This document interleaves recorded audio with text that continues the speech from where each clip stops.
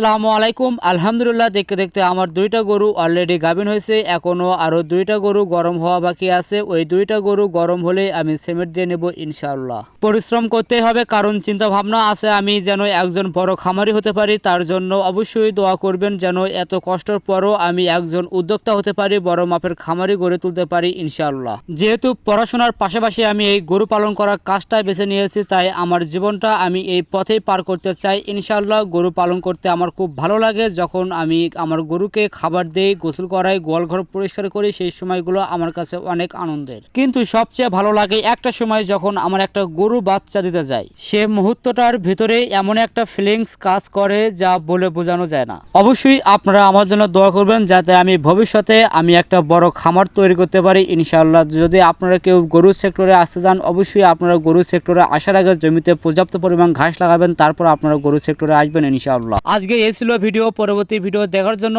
আপনারা সবাই আমার সাথে থাকবেন। ততক্ষণে ভালো থাকবেন, সুস্থ থাকবেন। আল্লাহ হাফেজ।